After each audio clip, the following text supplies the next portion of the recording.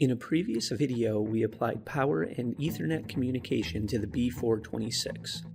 In this tutorial, you will learn how to program the module through the built-in web page. You can enter your network parameters in advance and have the module ready to go, reducing time on site. It should be noted that the following process is necessary for GV3 and older panels. For GV4 panels, please refer to our video on connecting the B426 through RPS via the IP direct method. First, look at your current IP settings and ensure you are in range of the B426's default IP address of 169.254.1.1. Click on Details and it will show your current settings for the IPv4 address. Go to Properties. Click on IPv4 TCP/IP and go to Properties. Click the buttons labeled Obtain an IP address automatically and Obtain a DNS server address automatically. Another option is to set a static IP by selecting Use the following IP address and enter an address in range such as 169.254.1.2. Be sure the default gateway is left blank. In this example, we're using Obtain Automatically. Click OK. Open an internet browser. In the search bar, type in the address 169.254.1.1 and hit Enter. The built-in B426 login page will come up. The default login password is capital B 4 2 capital V 2. Click Login.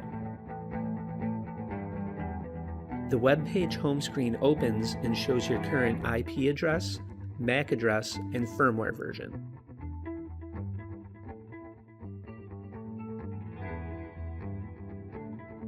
Under Basic Network Settings, we can assign the IP address. If a network administrator provides you with a static IP, this is where you would configure it. First, be sure the IPv4 DHCP Auto IP Enable is set to No to allow manual entry of a static IP address. Enter the subnet mask and default gateway.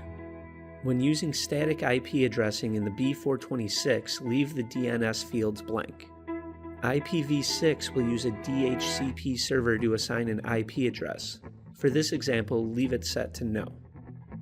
Enter the port number as required by the IT administrator. The default port is 7700.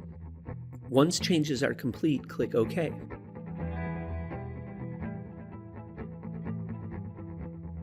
In Advanced Network Settings, set the legacy mode to disabled if the panel is G series with firmware version 7.0 or a GV2 series version 7.06 or higher, or any GV3 series panel.